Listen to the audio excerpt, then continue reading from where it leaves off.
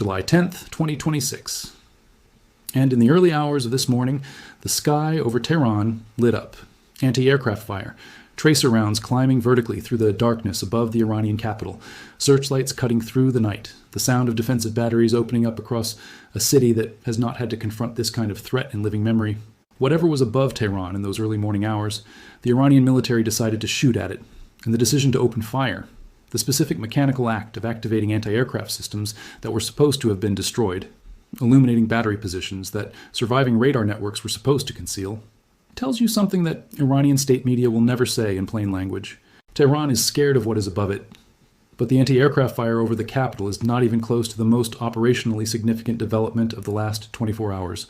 Because while tracer rounds were climbing over Tehran, Israeli intelligence was handing Washington something specific and actionable: the name, the rank, and the operational role of the IRGC General who is personally orchestrating the plot to assassinate the President of the United States. And the United States government is now studying what to do about it. That is the story underneath the story. And we are going to take it apart completely. But let's back all the way up, because to understand what is happening tonight across the Iranian military architecture, why anti-aircraft fire over Tehran is both a defensive act and an intelligence gift, why IRGC General Ahmad Vahidi has become the most consequential name in this conflict, and why a piece of unexploded American cruise missile hardware being dug out of the Iranian earth tells you something important about the operational tempo of what is being delivered into that country. You need to understand the specific dynamics of the conflict as it stands today.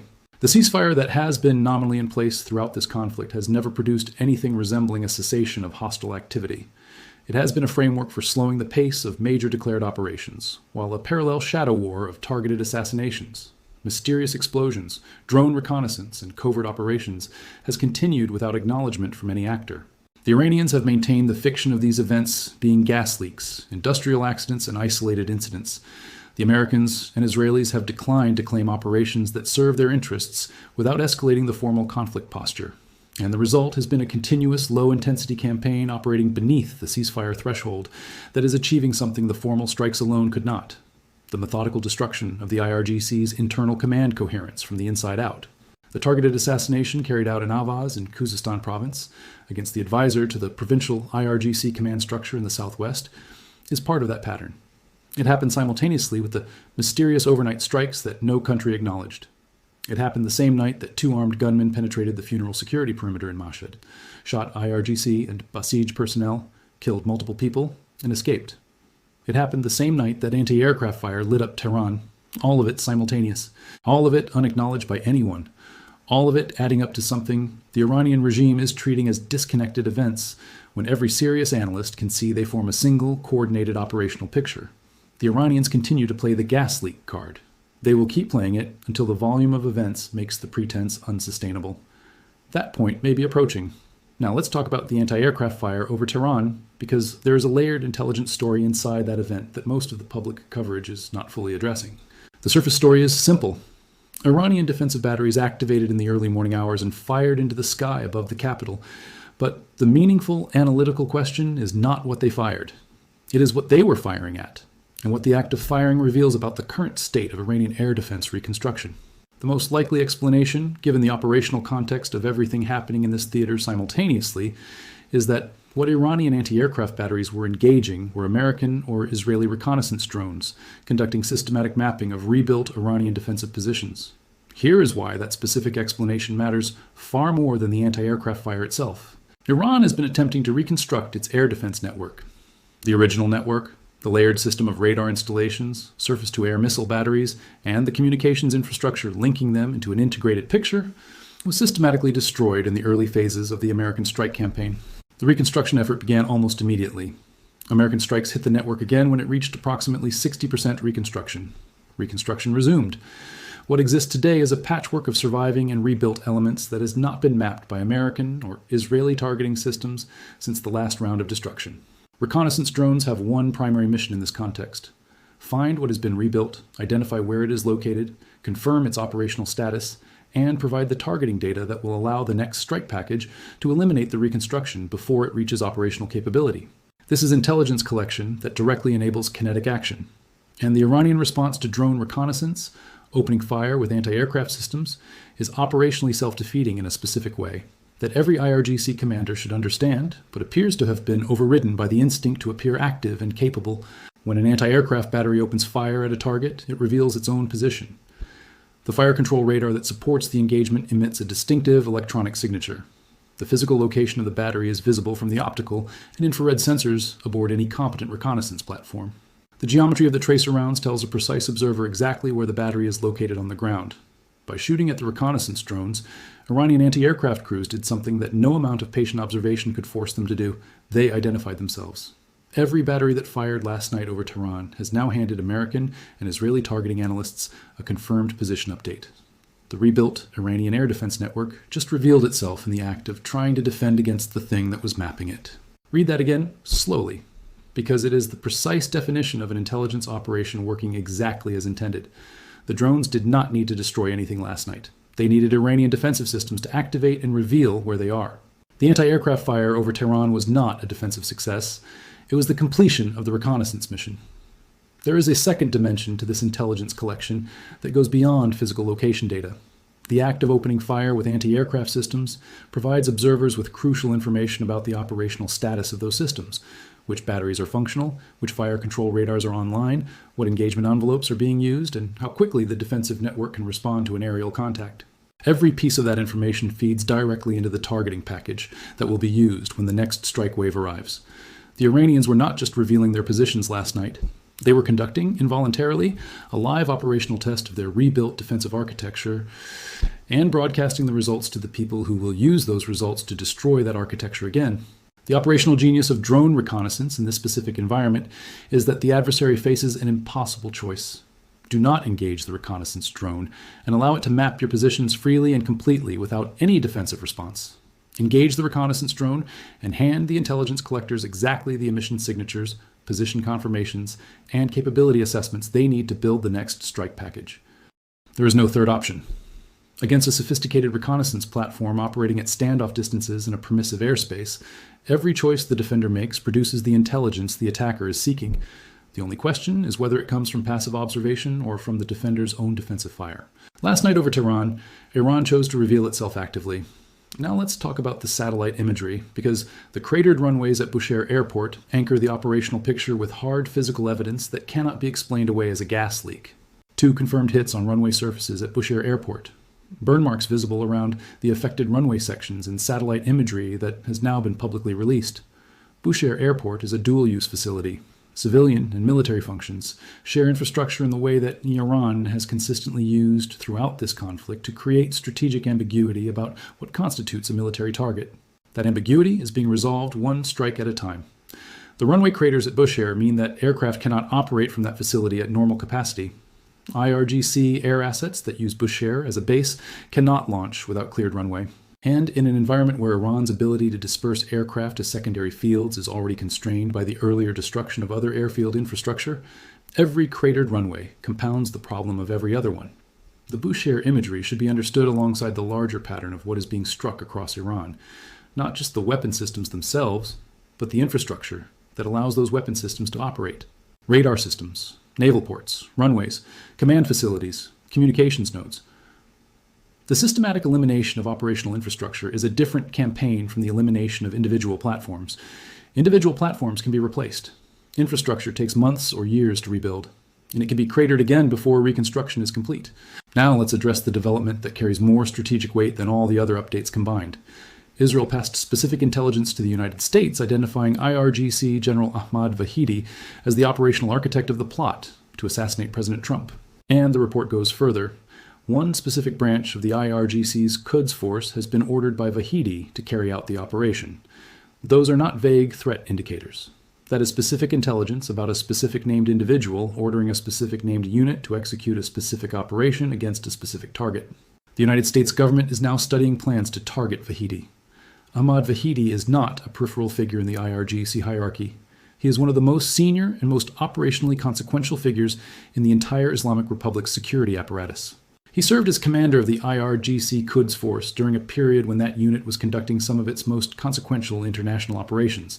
He has been linked by multiple intelligence services and judicial proceedings across multiple countries to some of the most devastating acts of Iranian-sponsored terrorism in the last 30 years. He has been on Interpol's international wanted list. He has been sanctioned by multiple governments. He is a figure who exists at the intersection of IRGC operational planning, international intelligence tradecraft, and the most aggressive expressions of Iranian foreign policy. And he is now the identified planner of a specific operation targeting the President of the United States. The strategic implications of this specific intelligence development extend far beyond the immediate security concern for Trump. They change the operational calculus of the entire American campaign in a specific and consequential way. Prior to this intelligence being passed, the American strike campaign had been targeting Iranian military infrastructure, radar systems, naval facilities, coastal defenses, command nodes, with a logic of degrading Iran's ability to threaten commercial shipping and project conventional military force.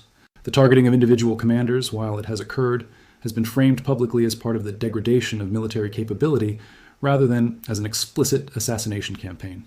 The Vahidi intelligence changes that framing. If the United States government confirms, through Israeli shared intelligence, that a specific named IRGC general has ordered a specific Quds Force unit to execute an assassination operation against the American president, the response options available to the United States expand significantly beyond what has previously been on the declared target list. Vahidi's location, his protective security detail, his communications infrastructure, the Quds Force unit he has activated for this mission, all of those become potential targets under the logic of preemptive self-defense. You do not have to wait for an assassination attempt to fail before responding. When you have credible, specific intelligence that an operation has been ordered and is being prepared, the operational question becomes whether to interdict the threat before it reaches the execution phase. The U.S. government studying plans to target Vahidi is not a bureaucratic process. It is the national security apparatus preparing options for a decision that has not yet been made. And the fact that it is being studied at all, the fact that a specific named IRGC general has been identified as the architect of the Trump assassination plot with enough specificity that targeting options are being developed, tells you how far past the threshold of conventional military engagement this conflict has already traveled. There's also the $100 million bounty that was on public display at Khamenei's funeral in Mashhad. Signs held by attendees advertising the reward for killing Trump. Names of other senior American officials listed alongside the president's. Whatever the intended operational meaning of that public display, whether it is genuine recruitment advertising or regime theater designed to signal revolutionary fervor to a domestic audience, it exists now as documented evidence that Iranian state-adjacent entities are publicly advertising a financial incentive for political assassination. Combined with the Vahidi intelligence, the public bounty display, and Trump's own confirmation that he is Iran's stated primary target, the picture is not of a vague threat. It is of a specific, funded, ordered operation with a named commander, a named execution unit, and a publicly advertised financial incentive for success. That combination will not be treated by the American national security apparatus as a background threat to be managed with enhanced protective security. It will be treated as an active operation to be interdicted. Vahidi's operational lifespan, measured from the moment this intelligence was shared with Washington, is now a finite variable.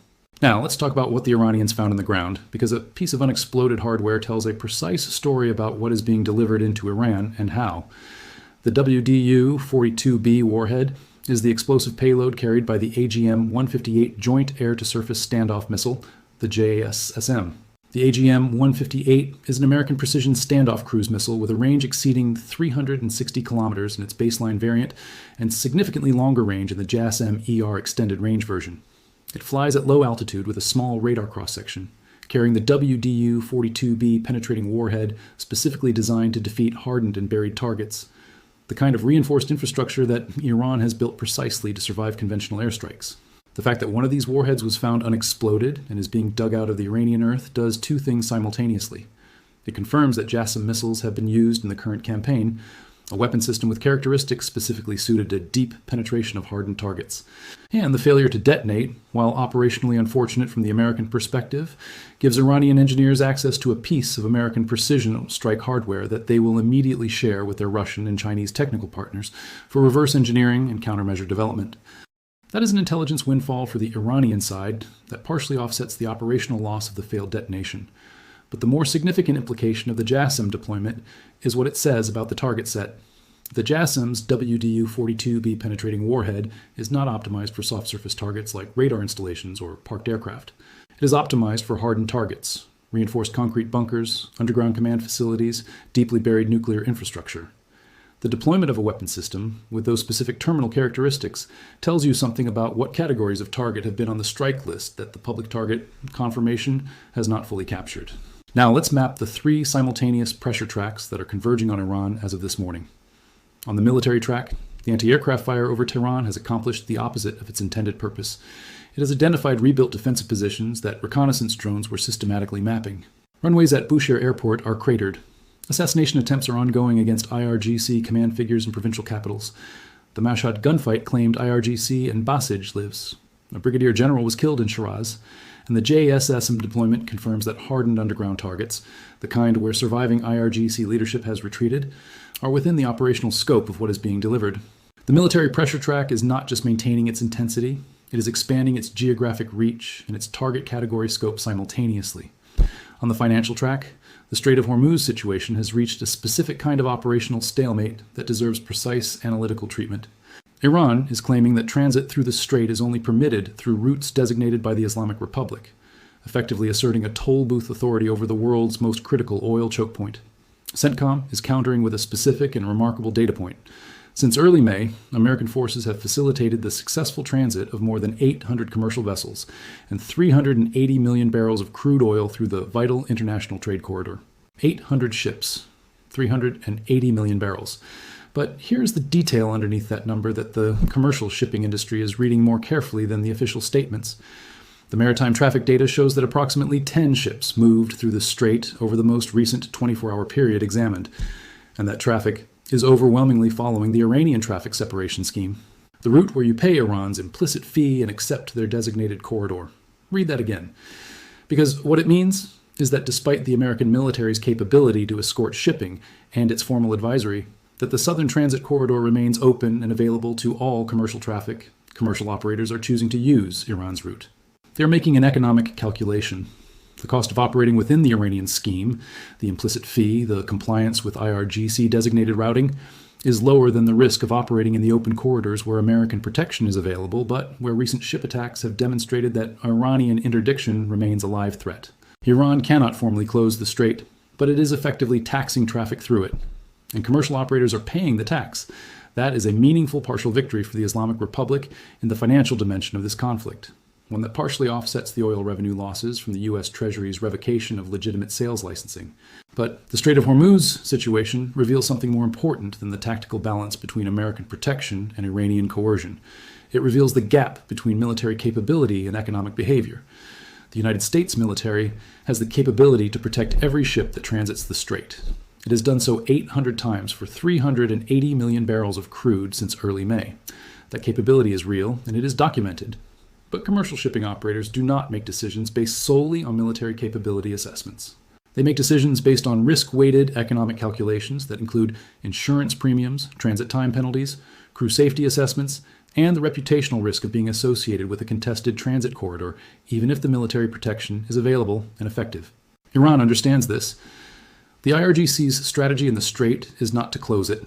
They know they cannot do that against active American military opposition. Their strategy is to make it expensive enough, uncertain enough, and reputationally risky enough that commercial operators choose the Iranian designated route, regardless of the military protection available in the alternative corridor, the toll booth model, not blockade, taxation, and the shipping data suggests it is working on a meaningful portion of commercial traffic. On the psychological track, the anti-aircraft fire over Tehran deserves attention beyond its intelligence implications. The visual of tracer rounds climbing over the capital, broadcast, photographed, documented across social media before Iranian authorities could suppress it, sends a signal to the Iranian population that is fundamentally different from the regime's official narrative of the war going well. When anti-aircraft fire activates over the capital city, residents do not ask themselves whether it was a reconnaissance drone or a strike package.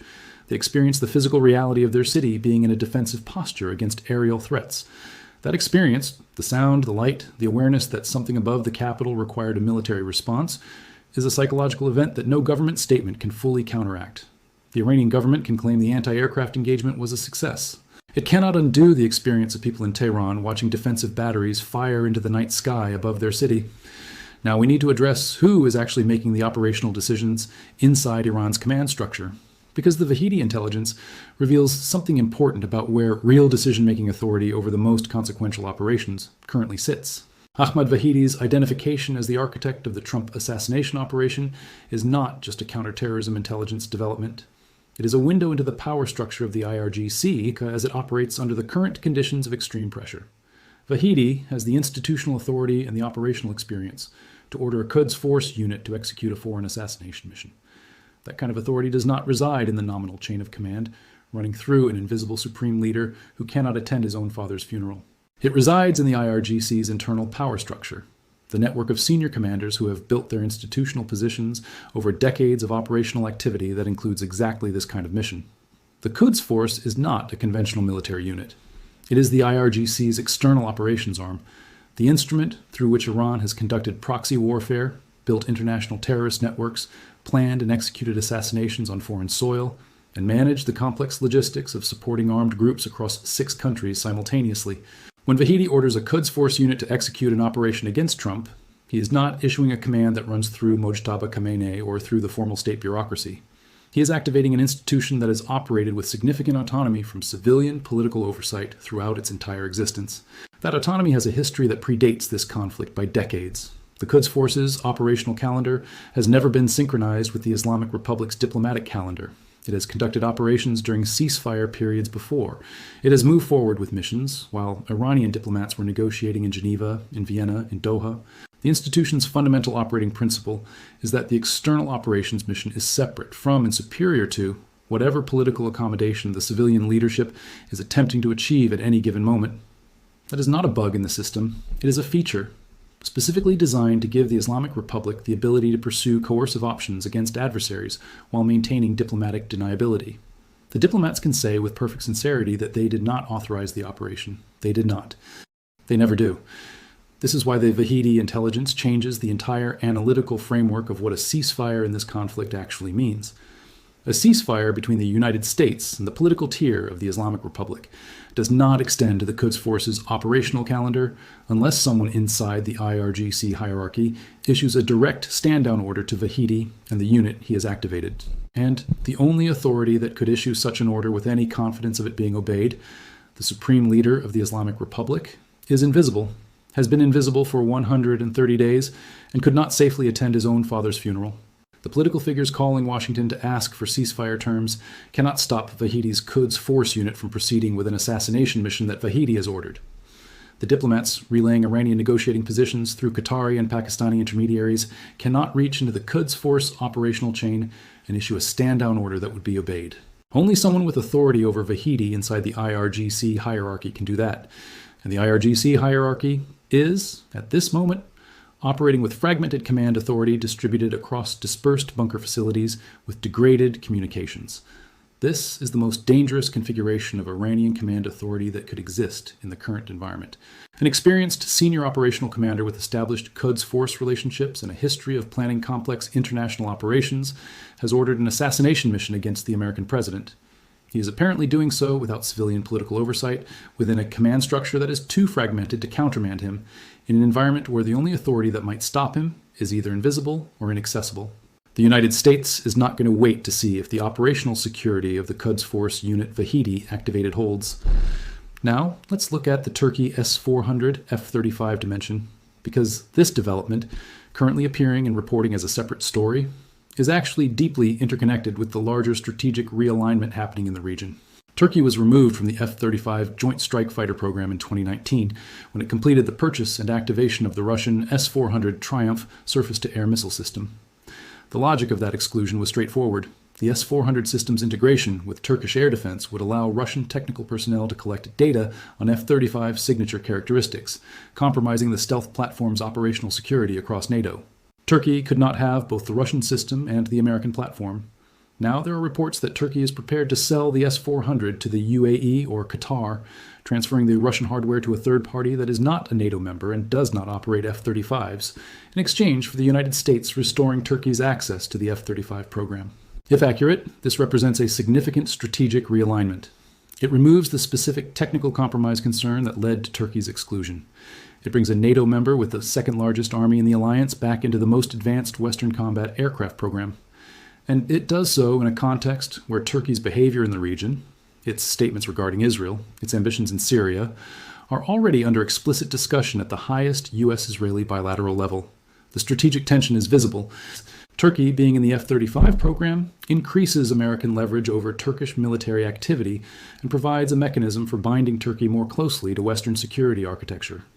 Turkey, being out of the F-35 program, pushes Ankara further toward Russian and Chinese alternatives and reduces American influence over its most consequential regional actions. The F-35 is simultaneously a military platform and a diplomatic instrument, and the decision about whether Turkey gets it in the context of this conflict and the regional realignment it is producing is not a procurement decision. It is a foreign policy decision about what Turkey's role in the post-conflict Middle East order is going to be. The UAE, or Qatar, receiving the S-400 introduces its own complications. Both are Gulf states that have been on the receiving end of Iranian drone and missile attacks during this conflict. Neither has any obvious interest in possessing Russian air defense hardware unless the motivation is financial, accepting payment from Turkey for the transfer, or strategic, potentially using the Russian hardware as leverage in their own relationships with Moscow. Either way, Russian-made air defense equipment ending up in Gulf state inventories in the middle of an active conflict involving Russian-aligned Iran is a development that will require careful management. The honest assessment of the overall situation as of July 10, 2026 is this: Iran is operating simultaneously on 4 tracks that are all moving in negative directions from the regime's perspective. Militarily, its infrastructure is being cratered, its commanders eliminated, its air defenses being mapped by the drones it is shooting at. Financially, its primary oil export mechanisms are legally restricted, and its physical maritime infrastructure is being destroyed faster than it can rebuild. Psychologically, its capital city is activating anti-aircraft fire in the darkness, while its population watches tracer rounds climb into the night sky. And now, politically, its most consequential remaining operational instrument, the Quds Force, organized and directed by Vahidi, has been specifically identified by Israeli intelligence and handed to Washington in a form that makes targeting decisions possible. The regime's remaining strategic bets are narrow. The ceasefire diplomacy track, the Pakistani and Qatari intermediaries, the back-channel phone calls, the framework negotiations, remains active, but increasingly disconnected from the military operational reality. A ceasefire that does not address the Vahidi-ordered assassination operation does not solve the American security problem that operation creates.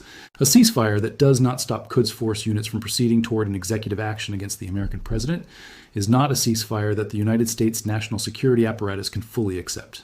And a ceasefire that Vahidi ignores, because the Quds Force has never operated on the principle that diplomatic frameworks constrain its operational calendar, is a ceasefire that may exist on paper while the operation it is meant to stop continues underground.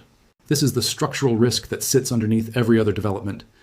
The anti-aircraft fire over Tehran is a visible, traceable event. The cratered runways at Bushehr are satellite confirmed. The Mashhad gunfight, the Ahvaz assassination, the brigadier general killed in Shiraz. All documented, all analyzable, all connected to the visible operational picture. The Vahidi operation is invisible. It is moving through Quds Force channels that have operated covertly for decades. It is being executed by an institution that has planned and carried out assassinations on foreign soil before and has the institutional memory of doing so. And the mechanism for stopping it, whether through a strike on Vahidi himself, through interdiction of the specific unit he has activated, or through a ceasefire framework that somehow reaches into the autonomous operational space of the Quds Force and issues a credible stand-down. None of those mechanisms are confirmed to be in place yet. In the early hours of this morning, Tehran fired into the sky above itself. Tracer rounds climbing into the darkness, defensive batteries revealing their positions to the reconnaissance platform they were trying to destroy. The sound of a military that has been systematically dismantled still trying to project capability it no longer reliably possesses. That image, anti-aircraft fire over Tehran, lighting up the night while American intelligence hands Washington the name of the IRGC general who has ordered an operation to kill the president, captures the precise character of the moment this conflict has reached. Iran is shooting at shadows above its capital, and the shadows are doing exactly what they were sent to do.